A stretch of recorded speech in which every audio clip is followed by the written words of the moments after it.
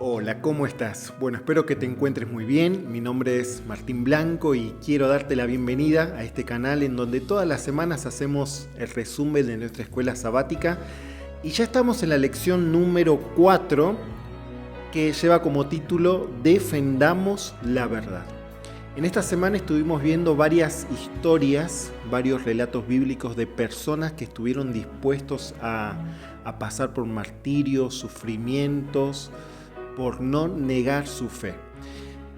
La iglesia de Esmirna, que es la segunda iglesia que aparece en el capítulo 2 de Apocalipsis, donde aparecen allí las 7 iglesias, Esmirna es la segunda iglesia, una iglesia que representa o que abarca lo que sería el periodo del primer siglo hasta el año 313 aproximadamente.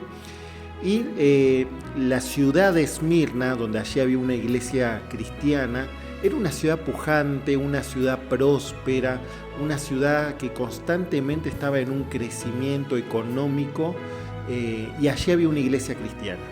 Era una ciudad leal al Imperio Romano y el Imperio Romano lo que hacía a los habitantes de Esmirna era que una vez al año ellos les exigían que quemaran incienso a los ídolos, ¿sí? Que adoraran a los ídolos paganos. Entonces la iglesia cristiana, esos primeros cristianos se encontraron con esa situación y muchos de ellos, como dijimos recién, estuvieron dispuestos a pasar por martirios por no negar su fe. La historia nos habla de Policarpo, uno de los padres de la iglesia cristiana, y la historia relata que en la plaza de Esmirna, donde Policarpo estaba siendo azotado, castigado y a punto de ser quemado vivo, él hace estas palabras, ¿no? A él se le exige por última vez que negara a Cristo. Y Policarpo, una persona adulta, él dice lo siguiente: 86 años lo he servido y no me ha hecho ningún mal. ¿Cómo puedo hablar mal de mi rey que me salvó? Esas fueron las últimas palabras de Policarpo, una persona que estuvo dispuesto hasta el último momento de su vida ser fiel, ser leal a Dios. Por eso en esta semana vamos a repasar estas historias, estas experiencias, y vamos a ver cómo esas experiencias de estas personas hoy en día a nosotros nos pueden ayudar para fortalecer nuestra fe, nuestra lealtad a Dios. Así que te invito a que te quedes hasta el final de este video, que puedas suscribirte a este canal, que puedas dejar también tu comentario y que puedas compartir este resumen en tus redes sociales. Bueno, la lección de esta semana está basada en el capítulo 3 al 6 del libro El conflicto de los siglos, que es un libro que lo venimos estudiando desde que arrancamos este trimestre. Y bueno, todos estos meses o estas semanas que tenemos por delante vamos a ir avanzando en la lectura de este material.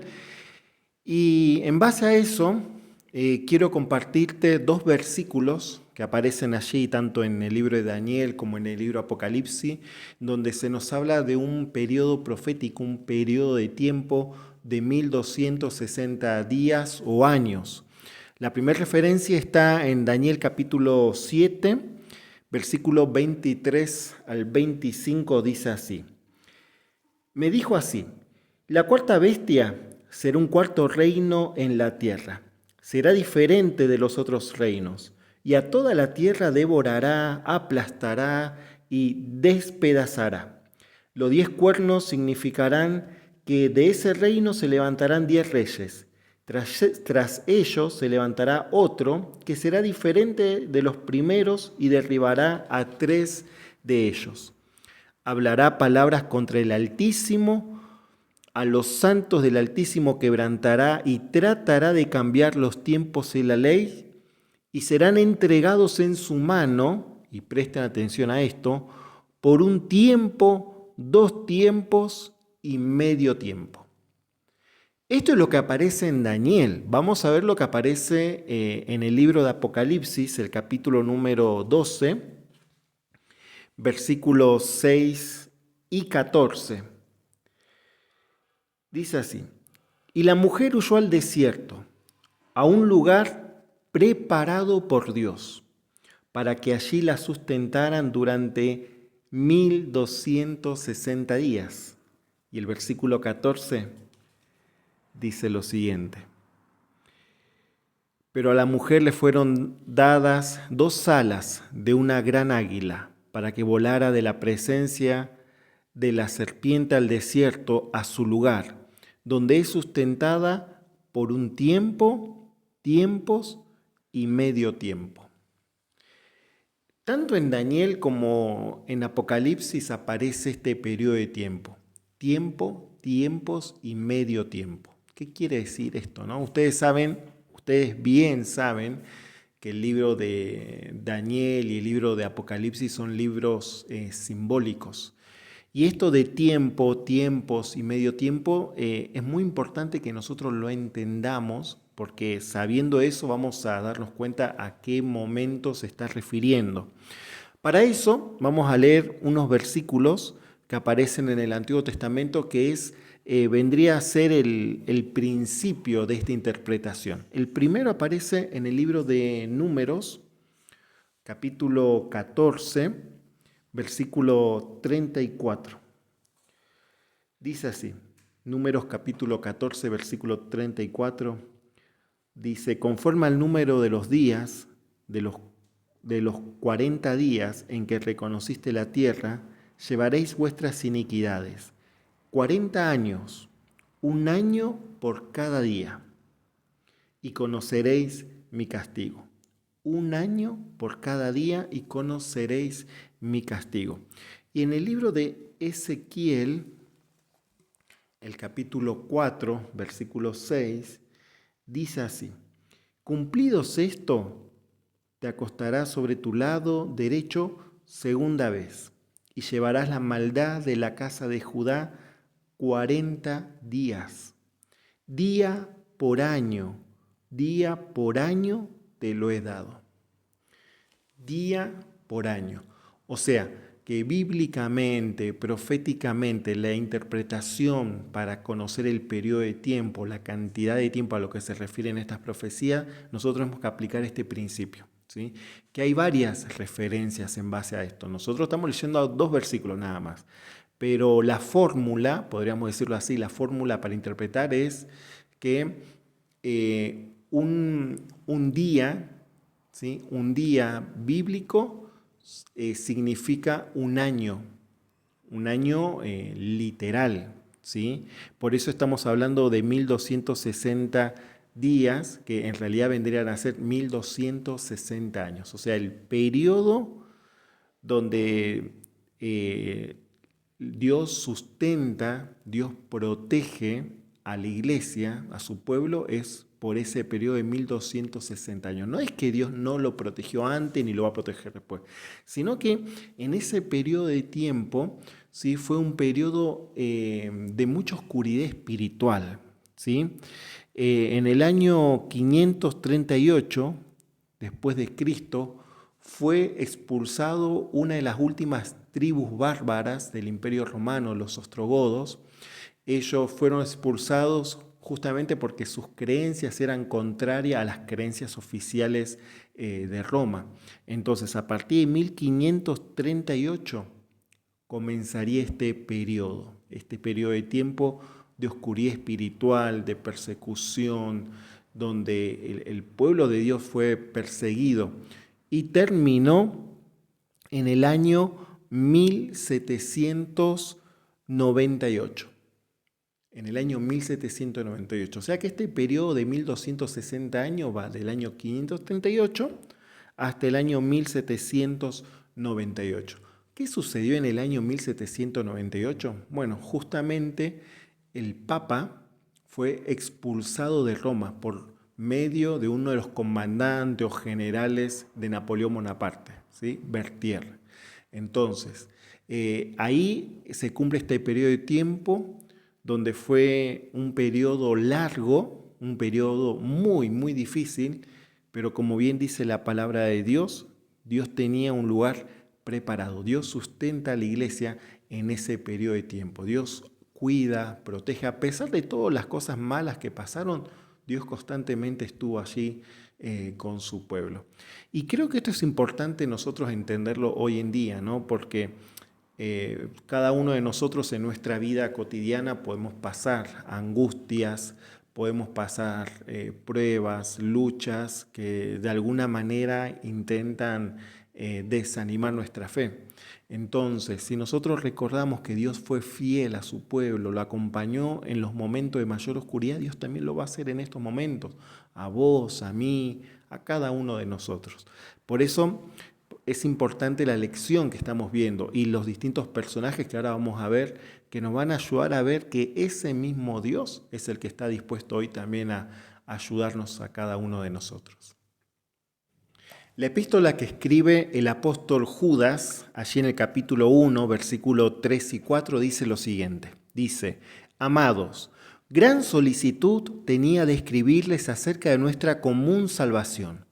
Sentí esa necesidad para alentarlos a que contiendan por la fe, que una vez fue confiada a los santos, porque se han infiltrado algunos hombres que desde hace tiempo habían sido destinados para esta condenación, hombres impíos que convierten en libertinaje la gracia de nuestro Dios y niegan a nuestro único soberano y Señor Jesucristo.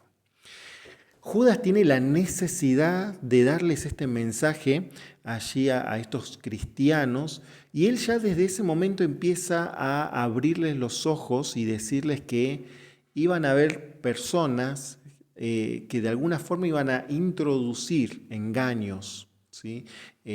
Hablando acerca de la salvación, de las doctrinas. Y estas palabras fueron de mucho impacto para aquellos cristianos que se mantuvieron fieles a Dios durante la Edad Media. En ese tiempo donde en la iglesia cristiana se habían introducido prácticas y creencias totalmente paganas, siempre hubieron hombres, mujeres que se mantuvieron fieles a Dios, como por ejemplo el caso de los valdenses, que ahora después lo vamos a ver un poquito más detallado, pero ellos fueron un grupo de personas que constantemente llevaban las verdades bíblicas y las compartían a los demás, arriesgando su propia vida en todo ese proceso de compartir la palabra de Dios. Hay una cita que aparece en el Conflicto de los Siglos en la página 66 que dice así: en todas las edades hubo testigos de Dios, hombres que conservaron su fe en Cristo como único mediador entre Dios y los hombres. Sostuvieron la Biblia como única regla de la vida y santificaron el verdadero día de reposo. Si Elena de White está diciendo esto es porque precisamente hubieron personas que desviaron la atención del ministerio, de la obra de Cristo en cuanto a nuestro favor de salvarnos. O sea, la manera de cómo la palabra de Dios presenta que el hombre llega a ser salvos, bueno, fue cambiado totalmente, ¿sí? La manera de salvación del hombre, ¿sí? Pasando a hacer algo por las obras, por medio de las indulgencias. Entonces, siempre hubo un grupo de personas que estuvieron dispuestos a llevar las verdades bíblicas aún a riesgo de su propia vida. Por eso el libro Apocalipsis, lo vamos a leer en el capítulo número 2, versículo 10, Dios le dice algo importante a estos cristianos que vivieron en Esmirna. Apocalipsis capítulo 2, versículo 10. Mira, este es un versículo que hay que prestar mucha atención a lo que dice. No tengas ningún temor de lo que vas a padecer. El diablo ha de enviar a algunos de ustedes a la cárcel para que sean probados y tendrán tribulación de 10 días. Sé fiel hasta la muerte y yo te daré la corona de la vida. Es un mensaje que también les he dado a la iglesia de Esmirna. Y es interesante que allí en Esmirna, uno de los dioses principales, llamado Dionisio, el dios de la fertilidad, dice la historia que cada vez que uno de los sacerdotes de este dios Dionisio moría, se le ponía una corona en la cabeza en el servicio fúnebre que se hacía a cada uno de los sacerdotes. En contraste con esto, Juan está hablando de una corona que nos es entregada por medio de Jesús cuando nosotros tenemos la vida eterna. Una corona totalmente diferente a esa corona que se le entregaba a los sacerdotes de Dionisio.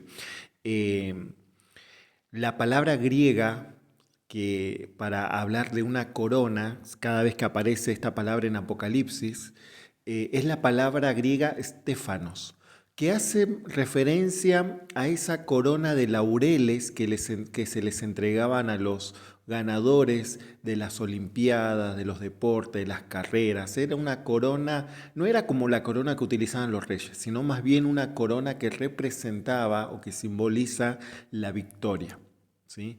Esa es la corona que la Biblia habla que se nos va a entregar a nosotros una vez que estemos frente a la presencia de Jesús. Una corona de victoria. Sé fiel hasta la muerte, dice allí, y yo te daré la corona de la vida. Continuando hablando acerca de las personas que estuvieron dispuestos a entregar su vida a la causa de Dios sin importar las consecuencias, nos encontramos con John Wycliffe, uno de los grandes reformadores que tuvo la iglesia cristiana, una de las personas que dedicó su vida a traducir la Biblia al inglés. Y lo que a él lo motivó a hacer esta obra fueron dos razones, ¿sí? La primera, él decía, el Cristo viviente lo transformó mediante la palabra. Él había experimentado esa transformación que solo se puede experimentar a través de la palabra de Dios. La palabra de Dios es poderosa y puede transformar la vida de una persona. Y eso lo experimentó Wycliffe. Y lo otro que también él decía, el amor de Cristo lo motivó a compartir con los demás lo que había aprendido con otros. O sea, lo que él experimentó en su vida lo llevó a compartir eso mismo a otras personas, ¿sí? Es un proceso natural que se debiera dar en las personas, ¿no? Vos recibís algo, vos te encontrás con algo que te hace bien, que es bueno, que vos experimentás que es bueno para tu vida, indudablemente lo vas a querer compartir, vas a querer que eso también lo puedan vivir otras personas, ¿sí? La palabra de Dios es lo mismo. Una vez que llega a nuestra vida, y experimentamos realmente lo bueno que es, vamos a estar motivados para compartir eso con las demás personas.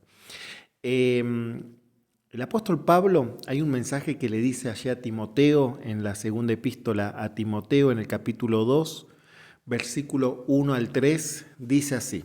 El apóstol Pablo hablándole a Timoteo, dice, tú, hijo mío, esfuérzate en la gracia de Cristo.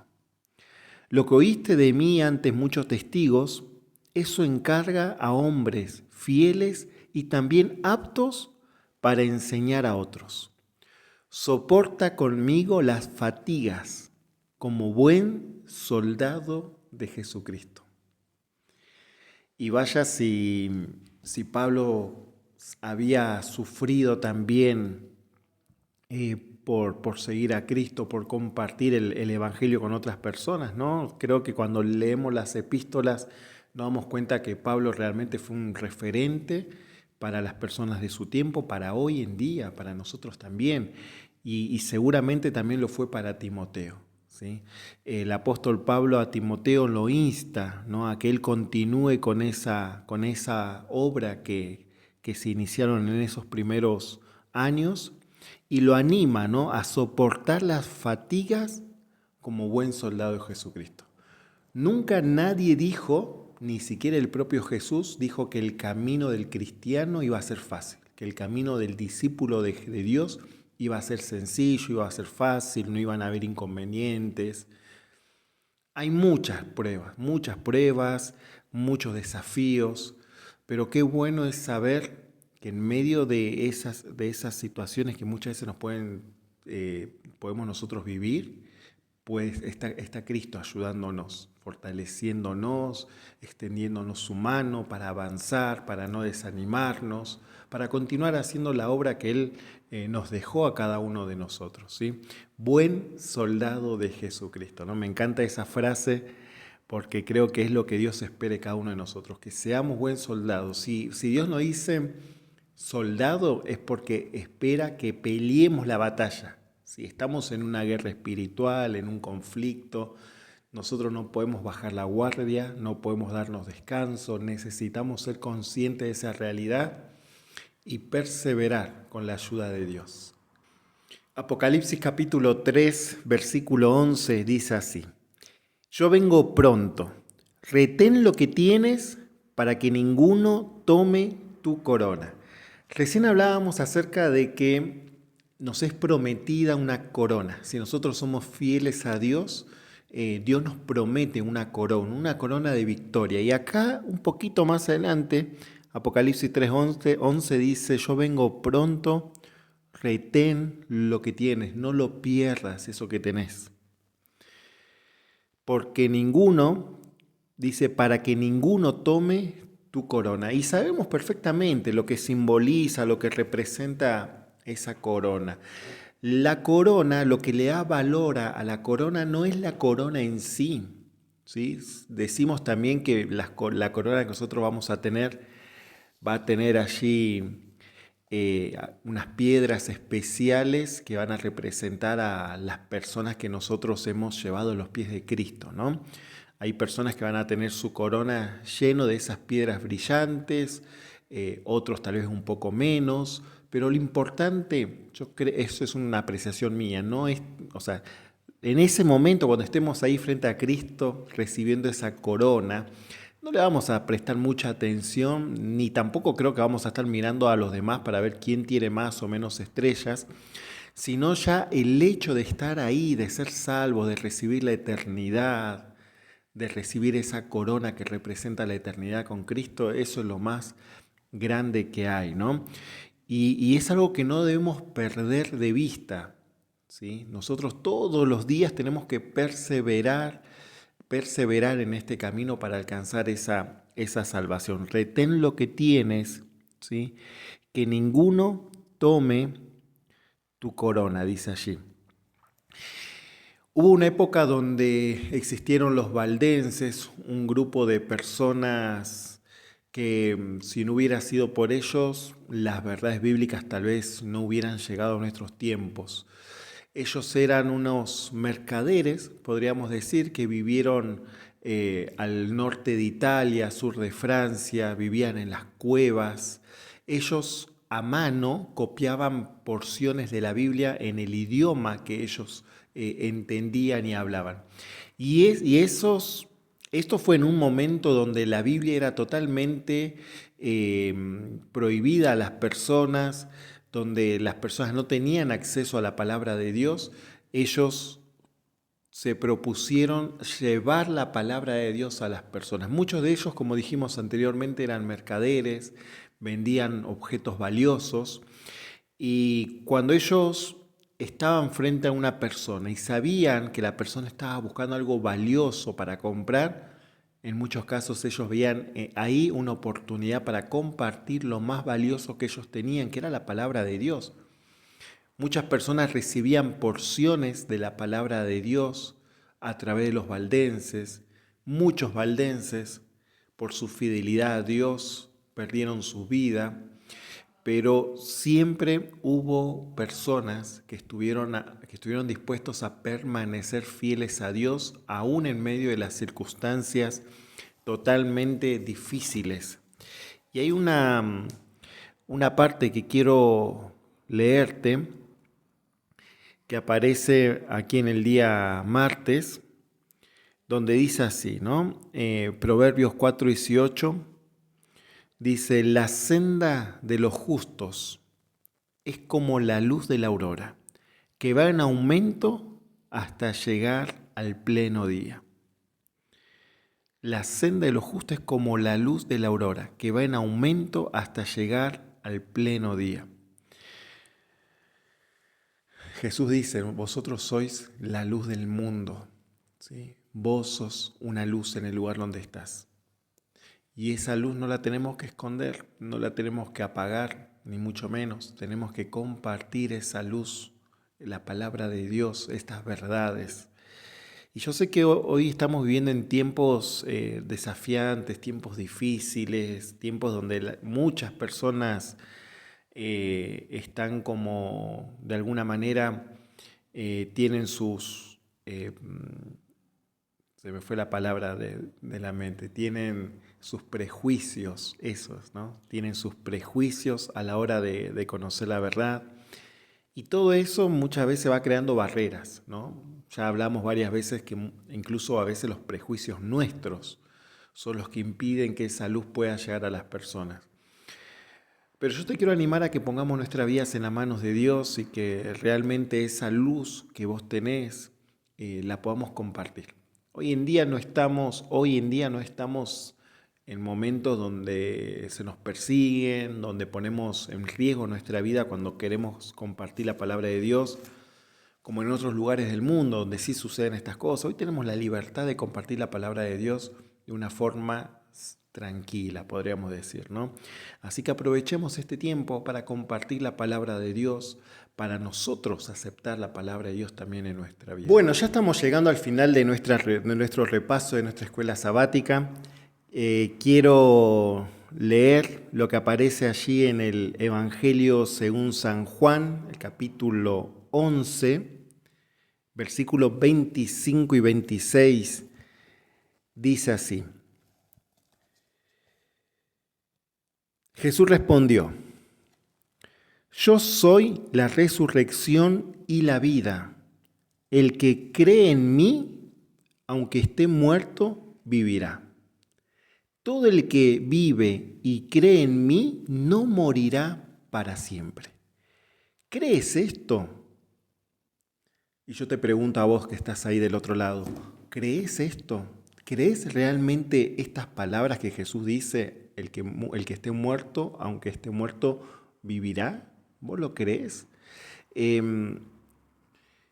Esa convicción, esa creencia, esa seguridad de saber que hay vida después de la muerte en Cristo, ¿sí? Quiero hacer esa aclaración, en Cristo, fue lo que a muchos reformadores los motivó, los impulsó para seguir adelante, ¿no? Ya hablamos sobre el caso de Wycliffe, el caso de Hus, Jerónimo, Tyndale.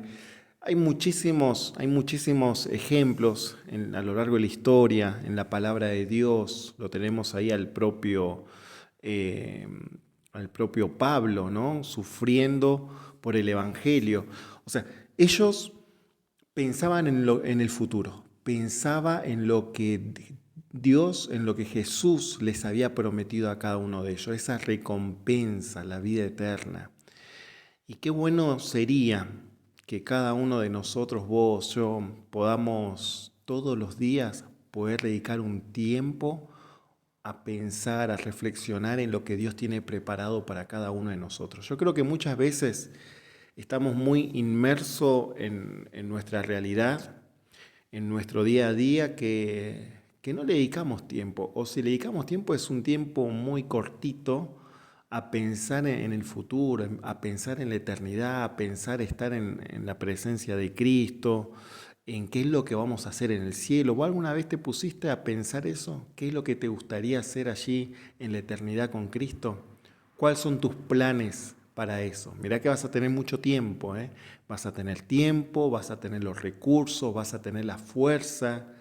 Entonces yo creo que hoy necesitamos nosotros enfocar más nuestra mente a lo que hay en el futuro, a lo que Dios tiene preparado para nosotros, porque eso nos va a ayudar a enfrentar las situaciones que hoy nos toca vivir a cada uno, ¿sí? Y así como estas personas que estuvimos leyendo a lo largo de esta semana estuvieron dispuestos a dar su vida literalmente para que la obra de Dios pueda avanzar y pueda llegar a más personas, estaban motivados, no había nada que los detuviera a estas personas, ni las amenazas de muerte, ni la hoguera, ni las persecuciones. Estaban totalmente entregados a la voluntad de Dios. Y qué lindo que podamos nosotros llegar a ese nivel de espiritualidad, de confianza, para que también nosotros podamos depender plenamente, ¿no? de Cristo. Así que tenemos un desafío, porque esto es algo que nosotros lo debemos ir alimentando, ir pidiéndole fuerza a Dios para que podamos ir creciendo en entrega en Él, ¿no? Así que bueno, te animo a que sigamos nuestro estudio de la escuela sabática, que sigamos estudiando estos temas. Ya la semana que viene vamos a ver la lección número 5, ¿no? Y bueno, y así vamos a ir avanzando a lo largo de la historia hasta llegar a los tiempos de ahora. Que Dios te ayude, que Dios me ayude a que podamos vivir cada día la realidad del Evangelio y que eso pueda ser nuestra motivación para continuar adelante, a pesar de las luchas que muchas veces tenemos. Vamos a hacer una oración para finalizar y para pedirle a Dios que nos acompañe, ¿sí? Querido Señor que estás en los cielos, gracias porque tú nos das este momento, este espacio para que juntos podamos repasar, estudiar tu palabra, repasar la escuela sabática. Te pido, Señor, que tú nos fortalezcas, que tú nos motives, Señor, para que cada día podamos tener esa fortaleza, esa valentía de compartir, Señor, las verdades bíblicas con aquellas personas que te están buscando. Por eso nos ponemos en tus manos y quiero orar por cada uno de nosotros, por nuestros amigos que están allí también acompañándonos, que tú los puedas bendecir y a sus familias también, Señor. Gracias por todo y oramos en el nombre de Jesús. Amén. Bueno, nos vemos la semana que viene, ¿sí? Te mando un abrazo grande, suscríbete al canal, compartí, dejar un comentario y bueno, nos veremos la semana próxima. Que Dios te bendiga. Chao, chao.